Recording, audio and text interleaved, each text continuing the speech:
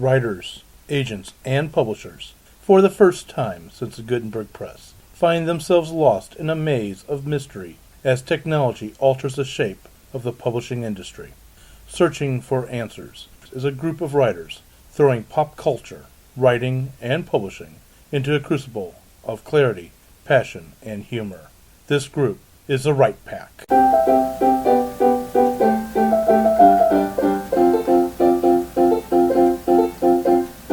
Welcome to Right Pack Radio. This is David Allen Lucas, your host. And today we are going to talk about, can you write a utopian novel now in a world that's been filled with dystopian stories? Dystopia versus Utopia. And with me today is Kathleen Kayembe. I have published GLBT romance under the pen name Kaseka and Vita, and I love writing fantasy and urban fantasy and anything to do with witches. I'm T.W. Finley. I'm a historical fantasy and science fiction writer, and my Zero Time Chronicles is out and available. Brad R. Cook, author and publisher, Blank Slate Press. We're open to submissions, so if you got something literary, send it our way. I'm an author of steampunk novels, and I have one coming out in November. I'm Jennifer Stolzer. I write fantasy, and I spend my days illustrating children's books and book covers and things like that. I'm Melanie Ukulani, and I write sci-fi, fantasy, and some nonfiction. I'm Matt McGraw. I'm an amateur writer. I write short stories mostly because they're not so terribly difficult. And I'm also working on a picture book with my cousin Jennifer Stolzer called Patrick the Spider. Matt, I like you, but only an amateur writer can claim a short story not that difficult. Compared to like a novel, I guess. I It write depends on novels. how your brain works. Some people find short stories easier. Other people find epics way easier than short stories. We're going to have to use that as a future topic. Yeah, I think we have found it. No, actually, we're going to stay on topic with that because, as mostly a novel writer, in fact, I really do have trouble writing short stories, but as a novel writer, I combine science fiction, mystery, and horror together, and I tend to write dystopia. I honestly don't believe that utopia can ever exist. Mm-hmm. So let me ask everybody here, we have got a industry that's filled right now with dystopian novels. Probably one of the most commonly loved right now is Hunger Games, which I think is a fantastic idea, but can we write utopia in this world that we're living in today? Okay, the reason we have such dystopian right now is a paradigm shift in the way our culture sees the future. I would say Gene Roddenberry threw up a really beautiful utopia. Mm-hmm. There's no money, no food worries, there's no racial problems, everybody seems to get along. No poverty. No poverty. Poverty's illegal. Exactly. I mean, that's important. It's illegal to So, be poor. to that end now, we no longer believe in the future Roddenberry laid out during the 60s. We now have a much more darker view of the future and what's coming, and that's because of corruption, environmental disasters, and all kinds of stuff like that.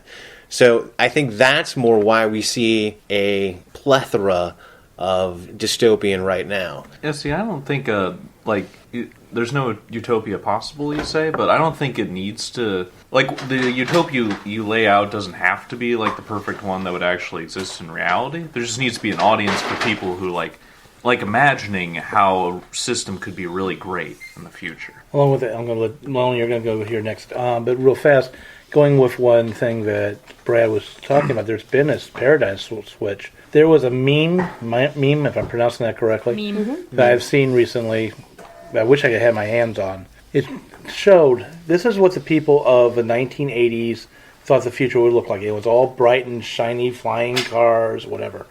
And this is what the people of the 2000s see it as. And he's really grimy, dirty, dark fiction. And I wonder if there's been a change in the way we look at things because of events like 9/11. The Jetsons didn't become real. The Jetsons didn't become real. I didn't get my flying car. I'm not living way up in the sky. I don't have my cool robot. And I can't just push one button to get And there's everything. a saying from one of my favorite TV shows, Babylon 5. It talks about dystopia versus utopia. And there's a little brief dialogue. And one of the characters says, yeah, the future should come with a warning label on it. It said, some assembly required. I was wondering, I think whether or not it's possible to write a utopian novel today, and by write it, of course it's possible to write it, get it published, and have people want to read it is what we really care about. But how are we defining utopia? For example, Harry Potter. That seemed like a pretty neat world to live in. There were problems, Very big problem. There were very big, Very big problems, but especially at the World-ending end. problems. I think Voldemort kind of rules it out as a utopia. But the thing is, Voldemort was defeated at the end. At the Spoiler end of, alert! but the point Just is, so everyone knows, he dies at the end. Harry or Voldemort? Heaven's Yes. sake! we can't keep him. Oh my gosh, Snape will kill you. the point is that world wasn't perfect, but could you define that? It certainly wasn't dystopian. Let's put it that way. I have a list of some things that we can just kind of use maybe as a guideline or maybe not. Utopian has a council whose members work for the greater good, equality, integrated and communal society, underlying message of hope.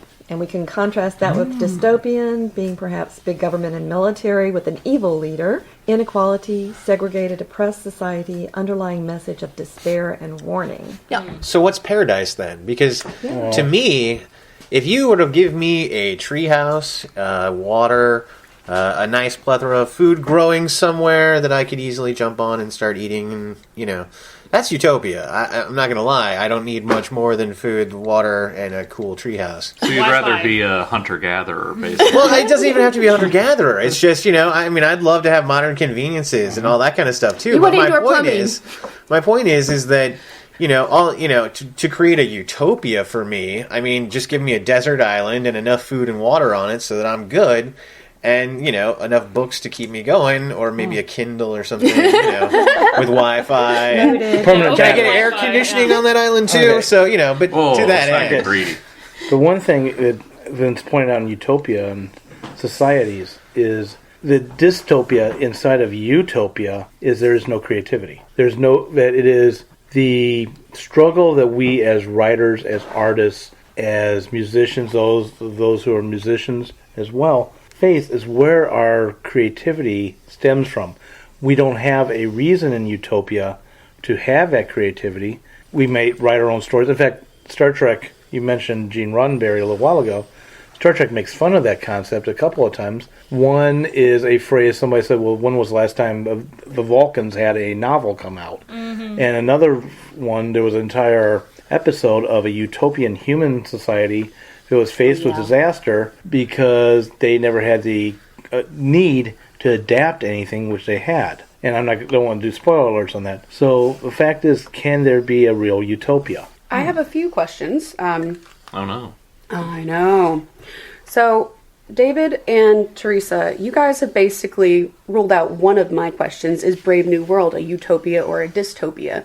And I wanted to ask that because I'm pretty sure Brad's idea of a utopia and mine would be very different. And my idea of a utopia and my sister's or my brother's would be very different again. Theirs would be much louder than mine. Mine would have all the books ever. So whose idea of a utopia is the one that we're going to classify? And if we're writing a utopia, is mine going to be something that the reader can necessarily consider the same thing? Or will they be like, this is hell on earth? To answer those questions, and to answer Dave's question, I think utopia is one, a dream, and two, fleeting. So, especially when you're writing, utopia should probably be a dream. Is it real, or is it something we all kind of agree to just not look at the bad stuff?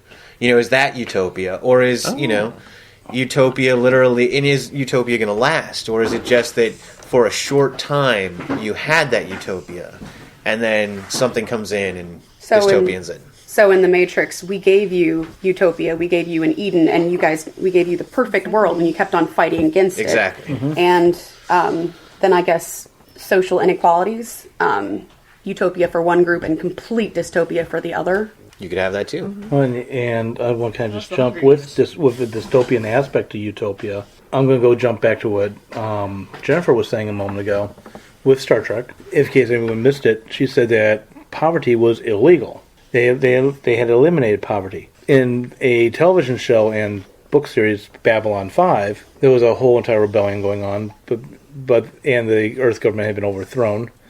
But that new Earth government had redefined the term homeless. We had no homeless.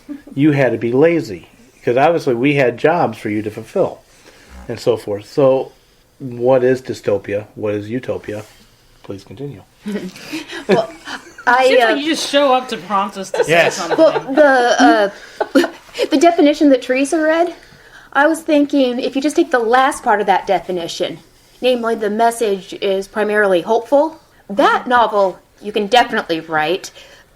I'm not sure there's, I think Star Trek Next Gen comes the closest, but even that world isn't perfect. It'd be rather boring if it was actually perfect. Mm-hmm. Thank you for saying that. See, I don't think you can write a utopian and not have a really boring book. Exactly, you need Because conflict. conflict, And if yeah. everything's perfect, where are you going to go except hell on earth? Which is why I was asking whether or not utopia is nothing more than a fleeting thought, because especially in your writing, you've got to insert conflict. You have to insert evil characters and good characters, and at some point you're going to break it all down, and you're going to have that utopian fracture. Oh, But the whole like society that. doesn't have to fracture. Oh, but It does in Deep Space Nine, but it doesn't But have the utopia fractures. to. Yeah. okay, let me toss out two, and I don't want to get political, so please don't take this as a political statement. But I'm going to use two We're not political a utopia. utopias, two political thoughts in utopia, which are diametrically opposed, and this is where you could go with utopia versus dystopia. Socialism. Okay, everything's kind of basically run by a central government. Everybody has to obey the government because the government is taking care of you and taking care of your issues. The other side is going to be the Ayn Rand concept of Fountainhead and Atlas Shrugged, where the socialistic utopia was basically robbing people of the desire to do anything going forward, and it was those who were free thinking and wanted independence of thought and be responsible for themselves to be forming their own utopia, basically. I don't want to go down the political side of that, but as a writer, what is your thoughts on a utopian world in the sense of, is a utopia dystopic? Or a dystopic world utopic?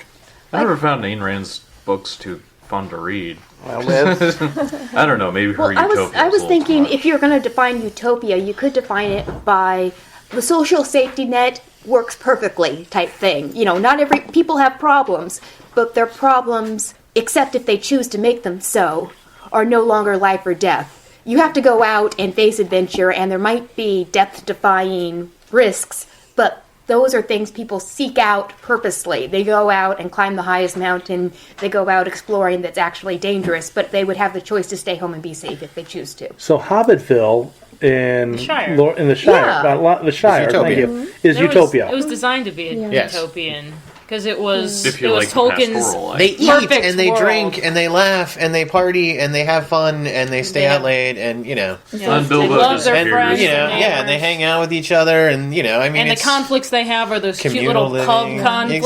Exactly. And it's the contrast with that. I think that you can have it for a brief time in writing, but it's like Childhood's End. He has the utopian part in there too, but then the whole world changes when people change. I mean, But then the whole- Sauron's going to show up and screw everything up. So I Saruman's like gonna that. Saruman. screw everything up. I like that as an example then, Brad, because you said dystopia is fleeting because we need conflict in Utopia is stories. fleeting. Utopia is fleeting. We need conflict in stories. In sorry. stories. And I also wondered, I think it's an ideal as well. So in the Lord of the Rings books, for example, we start out in a utopia that is having little tendrils of bad creeping in. And our hero leaves to kind of restore it as well as he can. So he has to go out, and that's where you have the conflict. You're out in the world where everything is not necessarily great. And while you're hopeful, despair is also a potential ending. And after he gets all the way to Mount Doom, he makes his way back, just as Bilbo does in The Hobbit. So Utopia is where they start, and then they go and have their journey of growing and everything, and then they come back to the Utopia after they've done the creative learning and growth. Unless you that read they the novels. can't do. In No, which case, they come back to the smoking room. In which case he comes back not in to The a cinder. Hobbit. Not in The Hobbit. Not in The Hobbit, no. Okay, well, Hobbit's the one I read most recently, so. Okay. Hobbit. He doesn't go to goes Mount and Doom then in The comes Hobbit. back. He doesn't go to Mount Doom, yeah. One of the things that in the movie version, which you're talking about, and in The Programs. Hobbit itself, is once these people have left Utopia, to go on this adventure, they find they can no longer be a part of that utopia. In a way, let me borrow from Joss Whedon's movie Serenity, though this is the bad guy talking. He's telling Mal Reynolds, the good guy, that he cannot, that there's no way he can be part of the utopia that they're going to create. He is a monster. He knows this. So, is utopia created then for those who can't go beyond the utopia? If you go beyond the utopia, then you can no longer fit in. So we're She's building saying the the Garden utopia of for the Eden. children. But that reminds me of Brave New World. The Brave New World, there's the characters that, I mean, actually, I read that in high school as a dystopian novel, but I always Exactly, thought I did too. there were a whole lot of elements to it that seemed pretty good. And That the was people, really the bad part about it. yeah, and the thing is, people broke out of it, and the nonconformists had to go off and be somewhere else because they were disturbing to the people that were happy with their lives the way it was. There was control through pleasure. Was Brave Yeah. New World. It was And giving from us knowing what your we place. wanted when we wanted it. Yeah. And it was trapping in a way that's hard to describe. One of the things about let me do a little backpedaling here about utopia versus dystopia. Utopia was a phrase that was coined by Sir Thomas More in Greek back in 1516. I've actually But- read Utopia, the book. Oh, I That have was not another, yet. That was another assignment in high school. Okay. Everything I read my senior year had to do with utopia or communism or I just read it for dystopia. myself. Interesting high school. We need to talk about it. Yeah. Personally, I think that history goes back even further. It does. It goes back at least, if not further back, at least to the argument between Aristotle and Plato, with Plato's Republic. Yeah, Yep. it does. And Plato's Republic, just point blank, people were raised to be the sentinels, if I'm right. Those would be the ones that would take over the government, be trained to be the government, and supposedly trained to be watchful for the people. And yet we can see those who followed in his thoughts processes, how well that worked out. Roman Empire, Athenian Empire, so forth. Well, the Egyptian Empire was created as a utopia, but the utopia they were creating was based off the chaos of the nature that they had come from. So, I mean, you can look at the Egyptian culture and you can see how they could see it as a utopia.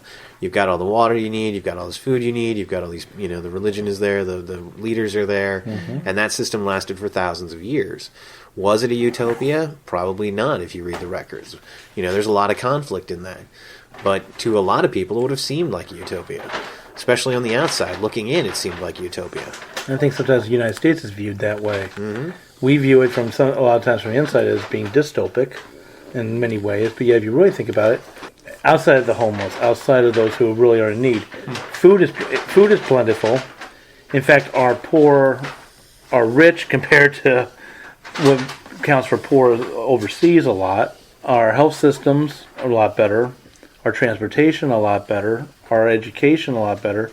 And we can walk around with little devices with entire libraries in them. And there's more to this than just that. So, Yeah, but see, now the rest of the world is getting the little device that has the entire human knowledge in it. yes. We're all So- getting used to them, so we're starting to lose the magic with them. Well, that's really the thing, is civilization is constantly, it's always improving slightly over time. It's always changing over time. Whether or not it's an improvement depends on your perspective.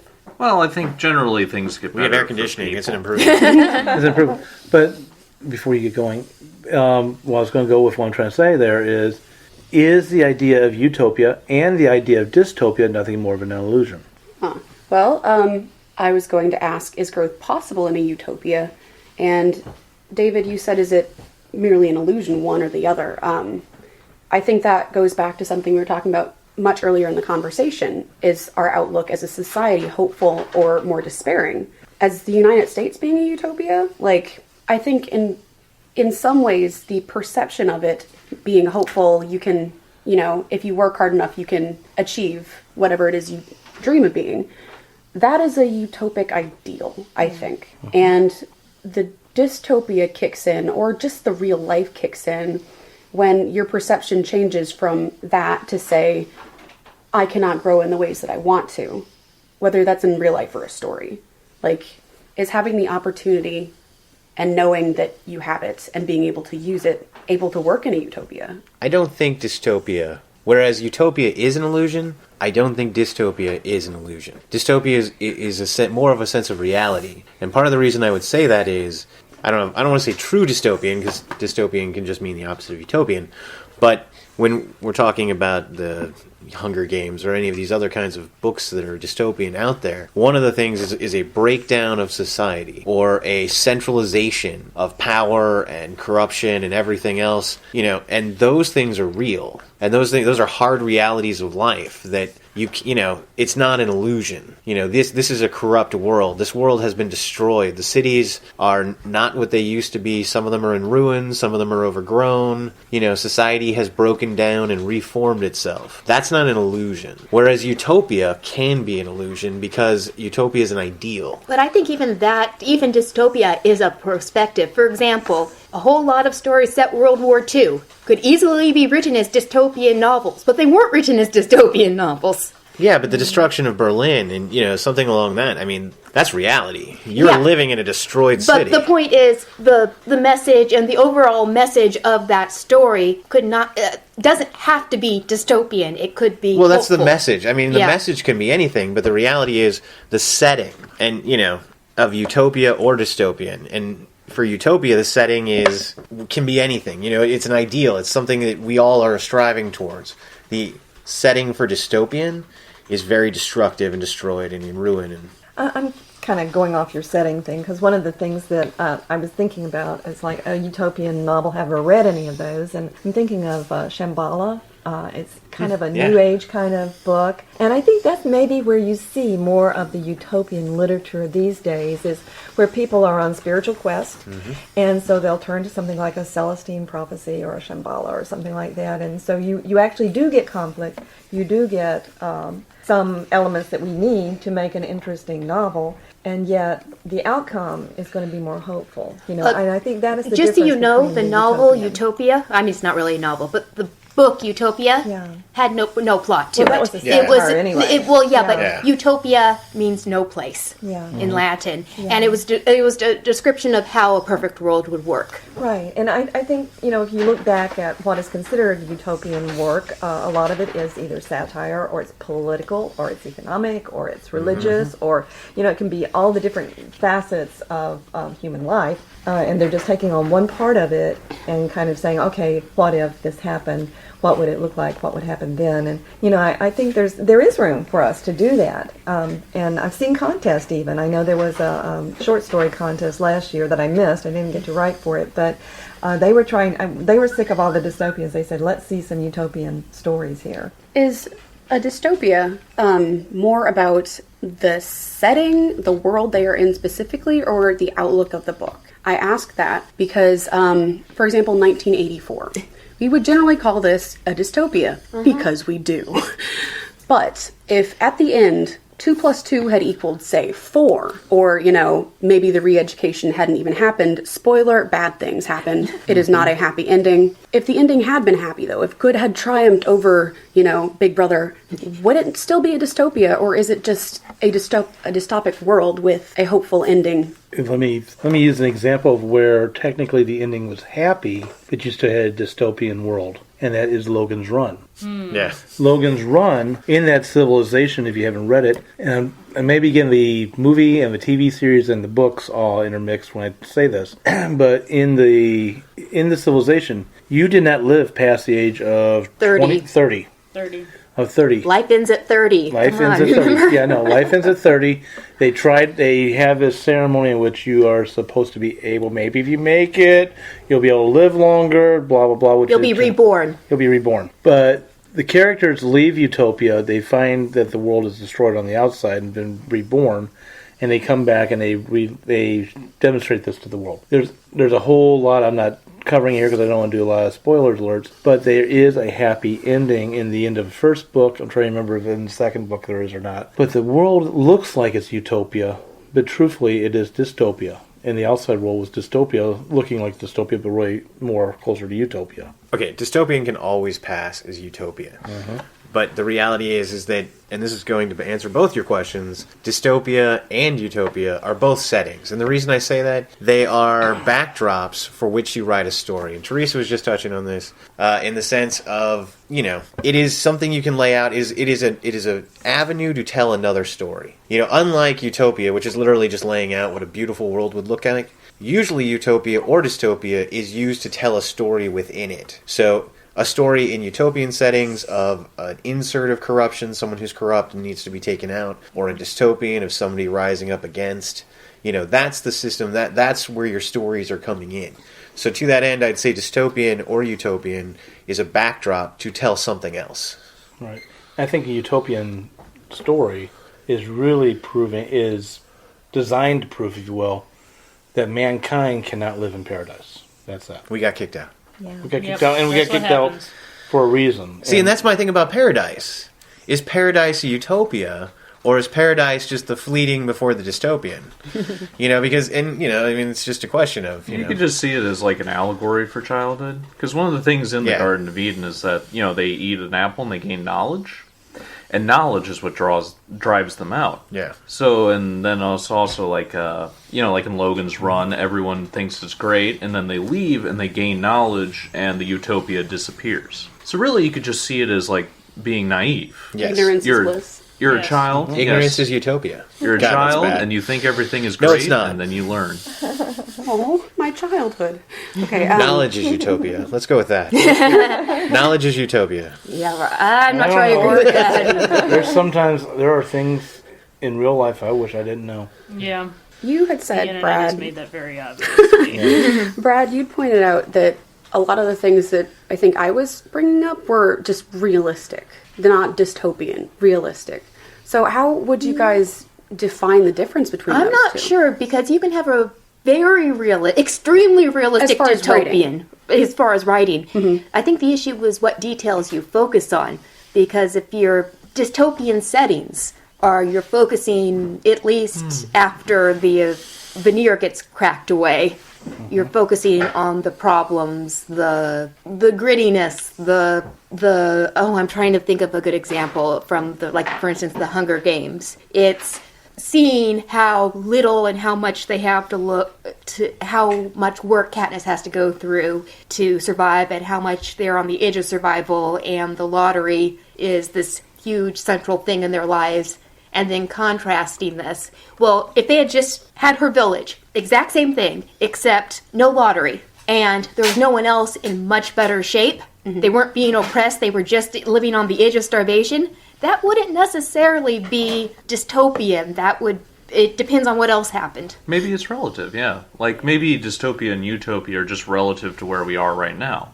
A utopia is better than what we have. A dystopia is worse. Not necessarily. I can do a can see where that Jamestown makes novel sense, that though. would be much worse than we have, but not necessarily dystopian. Is inequality then, in some form, be it, I think so. financial or Yes. social, necessary for dystopia? In a I think utopia, so. you need equality because At least that's equality the point of of equality. opportunity. Yeah, and in dystopian, I think that's kind of the There's heart of dystopian is that you have that inequality. Oh, I saw a movie about that. It was that guy, Robert something or other. He used to be like Secretary of State, and he's really small. I don't remember anything else about him now. I'm not going to jump in that It was one. really small. I appreciate the hand gesture to show us the height. I don't think children are that short, but okay. Well, like maybe yay big. Thank you for giving him a foot. Well, anyway, he was just talking about like in economic terms, but equality seems like a primary focus in terms of happiness for people. So Perceived maybe, equality actually is really important too. Yes. It doesn't even have to be actual equality. It has to be what does the person think? Do they feel oppressed? And to that end, I don't think that necessarily forms of government follow that. I would not say that socialism is utopia in any way, shape, or form. I think socialism actually opens itself up to be more of a dystopian because of the centralization of power. It could. So It's the idea that everyone's suffering the same amount. yeah, so in terms of forms of government and in terms of forms of control, I think there's a difference. Well, but in terms of actual just utopian versus dystopian, my grandmother described heaven as she thought that heaven would be ruled by benevolent absolute dictator. Namely, paradise could be run by a dictator if the dictator was perfect. If you had Superman, God, whoever in the role. But I think are they you did- I think opening they up did for Superman dystopia? Superman as the leader. Yeah. I think that went bad. But I yeah. remember in the DC comics. But okay. Dr. Doriani from my church, Central, He's has currently in charge of. Oh my gosh! Covenant I'm trying to give him, Seminary. thank you. I was trying to give him props to where he's actually employed at the moment. Yes. He, in one of his sermons, said something along the lines of freedom is not the absence of a master, freedom is the presence of the right master. So, I might be. I would Sort of like the disagree free with that will. But I am completely. the master of but my I'm- fate. I am the captain of my My soul. soul, exactly. But what if you wreck yourself? Like, Check yourself, man. Before you wreck yourself. Thank Oh. you. Well, you gotta check yourself. But and what you just raised, and I know I came off because I really do have a different disagreement there. But it's okay, I didn't explain terribly well. So, That's okay. disagreement? But regardless, you have various kinds of utopia and you have various kinds of dystopia. We've talked about economic as it's defined by economic. We've had it defined by equal rights. You just brought up by the point of how utopia or dystopia might be defined by religion itself. And which goes back to what I was asking earlier is utopia and dystopia really an illusion? It is a point of view from the glasses you are looking through. If you are looking at, for example, now I'm really going to regret bringing politics into this. I'm not going to bring in You've done it political. twice now. I know. I'm not going to bring in political parties or anything like that. third strike, you're out. Yeah, I mean, you've already touched on religion. What I'm talking about We've hit the is- third rail. yeah, we have hit the third rail, but is from a point of view of somebody who is very ultra whatever belief in a liberal sense of the world. In other words, one where everybody's equal, they see that as a dystopic because it should be their position, whatever that position is, would be the definition of utopia. But from the point of view of those living in that liberal world of equality across everything, that's utopia. And the idea of that very central base, whatever that is, would be dystopia. To jump on what you just said, I think you're almost looking. I mean, utopia, dystopia. You could almost look at it as pessimism and optimism. It's a glass half empty, glass full kind of thing. How do you perceive the glass? Is the culture you're living in a utopia because it's full, or is it you're living in a dystopia because it's half full? Is it the glass half full or is the glass half empty? Is that a utopia or is that a dystopia? To use your analogy, is the glass full because you're living in a utopia, or is the glass full because you're drowning in a dystopia? Could be either way. But I think it's a perception of how you see the glass. Oh, well, this was going back to something else. I like where you guys were going. So, hop back there sooner. We had mentioned utopia as an illusion. And when we're kids, everything's great. And then we learn things, we gain knowledge, and we realize, no, actually, that was a terrible time. We're just lucky we didn't know what was going on. I think the reverse is true of that too. There are things that are major tragedies for kids, and then looking back, it's like, oh boy, that was the worst thing I had to worry about. Yeah, So it's the high gem and the school. holograms effect? Like back in the day, I thought that it was actually a funny cartoon. And then you go back to it and you're kind of like, okay. But, I'm sure there's still Gem and the Holograms fans out there. There's going to be a live I'm sure action there's better movie. examples. Well, then they can come out There and are. work. It was just the first one that came into my mind.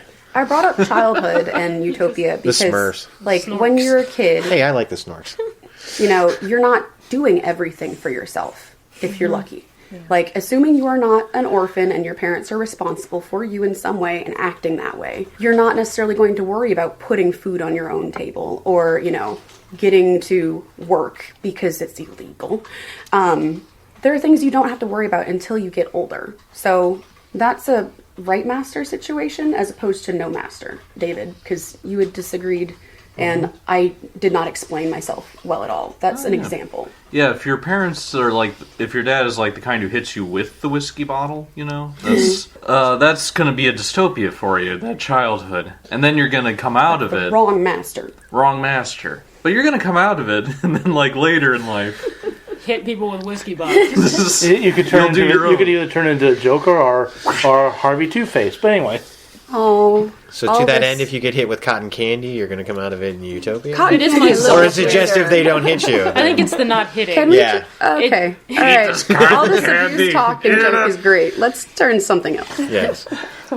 So Yeah, but I agree that you could turn in. I think any form of government, in my opinion, could be written as either utopia or dystopia. It depends on a bunch of other details. Would you let me take this to a different geeking world? go for Oh, it. yeah. In the Transformers canon, speaking no. of cartoons that have Yeah. 100% held their water this entire time. Not necessarily in live action. No, Let's we're continue. talking about original G1 Transformers Yes. and the comic books that still kind of live in that world. Because Can we go all the way up to Beast Wars? Because I really like that Beast one, Wars too. was cool, and it is tangentially hooked in. But we're not talking Transformers canon around They this turned table into right dinosaurs for some reason. Who knows? now. I'll That's a explain whole it to other you day. later. All right. So G1. Yeah. G1. Someone drew a cool parallel. I wish I knew who so I could give them credit. The idea, in at least one form of the backstory, is that all the robots all belong to the same race, species, faction, and then they broke under the two different leaders, the Prime leaders and then the Megatron leader, and they became Autobots and Decepticons. Autobots are generally good, peaceful people. Decepticons like to break things because they're there.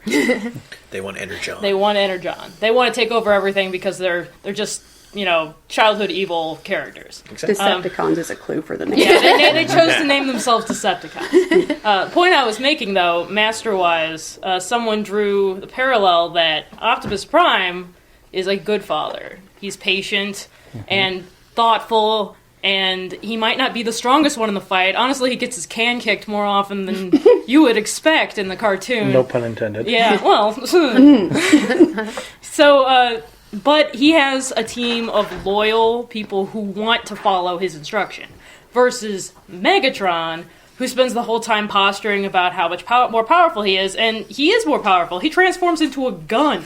He is it's handheld, but Which seems Somebody else has strange. a pull his Yeah. That's one of the iteration. but In the later ones, it was a cannon. in the toy world, he's handheld by a child, so it's Yes. a giant gun. The point is that he's like power incarnate, sort of, and all of his underlings are always trying to dethrone him because he's controlling with iron will and beating down and bad talk and all that, versus the Autobots, who are all helpfully working together under the good leader versus the bad leader, which is the bad side. Yeah, go ahead. Reverse now. That's all. All right. So Brad, you had talked about any society being utopic. It's a perception. Yes, a perception. So and also it being a setting, not necessarily the story. The plot of the story, whatever. Jennifer, can you please repeat the last thing you said? Because I'm totally blanking. Oh, right father, good father versus bad father. Is the benevolence I or forgot. malevolence of the leader in charge of a society a big part of how it is perceived? Yeah, Well, okay. I'd add effectiveness in there too, Hold on. because you have to, a good guy to that's the end of what you're ineffective. just saying, you've got Camelot, the story of Camelot, the story of Arthur, which is technically a bad father, because Uther's a bad father. You have Arthur come out of that, but the true dystopian doesn't actually show up until Arthur's reign, when Arthur, for various reasons, depending on which one you're looking at, either, needs to go on the Grail quest, or some things happen, Mordred comes up, different writers have used different things, but it's a bad father. One could argue whether or not Arthur's a good father or a bad father, but most people would say he's a good father because he's a great benevolent king. He has men who follow him, but the dystopian comes into that. But the dystopian isn't caused by Arthur. The dystopian is affecting Arthur, and it's Arthur's job to then write it and make it a utopian again. So I think it's still a perception. It's all elements you can play with. And the reason I bring that up is because you have the bad father elements, you have the dystopian elements, but at the core of it is that good father person, that good utopian character trying to get back to the utopian. And I think that goes along with, you can, if you want to geek it out, we can go with Marvel, or if you just want to go stick with just mythology, you can stick with mythology and be that the Nordic myth. We have Asgard, we have the good father of Odin, or Woden, however you want to pronounce his name. You have Loki, who is Bad Son, who actually, and what's interesting is he's both bad and good. He's the trickster. He's the trickster. He plays both ends against the middle. Didn't Odin have him with like a giant? Yes. He's an adopted son in some versions. In some versions, he's adopted. In other ones, he did have extramarital sex to have this child. You know, mythology, as It's you do. myth, yeah. But in there, you have the final battle between Utopia and Dystopia. The Dystopia represented by the giants, with being at Ragnarok. And then, out of that, comes a new Utopia, as the gods, some of the gods, are reborn. And mankind After is the Giants reborn. win, by the way. Right. Spoiler alert. Big spoiler alert. Yes, in Nordic myth, the evil guys won briefly. And then mankind and the earth, Mythgard, That probably won't Earth. make the movies. is reborn. So does that go? And I was trying to connect that also to Transformers a moment ago. But then does that indicate that Utopia feeds into Dystopia, feeds into Utopia, feeds into Dystopia as a constant And the cycle? god's job is to prevent the dystopia from happening. So your That's comment their goal. about effectiveness of the leader then is also very important for how long you get to keep the utopia versus. Yeah. It sounds like we've come to the conclusion that Utopia and Dystopia are in a giant cycle. That they Yes. chase each other around the world like the sun god and the moon god. At least they're sort of reliant on each other in contrast. If you don't have They are the dystopia, lights will and you the dark. appreciate the utopia when it Yeah, comes? can No. we have Yeah. Utopia without Dystopia? Or without knowledge that dystopia is possible. Yes, of Right. course you can. You can be living in a society and you don't know that the society you're living in, that there's a horrible side of the society you're living in. And I mean that as in like, I'm living idyllically in my Superfly Jetsons apartment, but I don't know that, the Flintstones actually existed right But next to would that. you think of your Jetson's apartment as Utopia if you didn't know the Flintstones existed? I would that? really hope so. Because that was cool. I don't think you would. I want one button pushing. At the It's, risk of sounding like it's Confucianism, then you cannot have light without darkness, or darkness without light. Yeah, Utopia and Dystopia. Do the Duality. people in the society in the story need to know that they're in a utopia or dystopia because the readers will have experienced It both is- good and bad? It is the reader's perspective that's most important. Yeah. Yeah, in like The Giver and a lot of these things, like in Brave New World. Don't spoil The Giver. It's coming out as a movie here Well, soon. point is, I'll stick to Brave New World that we've already spoiled. A whole lot of the people in there don't see themselves as living in dystopia. They see themselves as being perfectly happy. So the main character, they see it as dystopia. So I guess the real question is, are we living in a dystopian or a utopia right now? Or are we living in both? Yeah. We're in dystopia, But that's a talk for another day. trying for utopia. Yeah. And on that note, I turn it over to you, the listener. Can you write utopia in this world? Can you write dystopia in this world? What world do you see as a writer and as a reader? In fact, let us know. Find us on Facebook at Right Pack Radio, or you can Twitter feed us at Right Pack Radio on Twitter, or leave comments at our blog site at the Blog Talk Radio / Right Pack Radio. Theme songs for Right Pack Radio were written and performed by Meredith Tate. All copyrights remain with her. Right Pack Radio would like to thank STL Books for allowing us to record in their office. STL Books is a online bookstore specializing in new and used high-quality literature, children's books, and books written by or about St. Louis. Please visit them online at www.stlbooks.com or find their store on the Amazon.com website.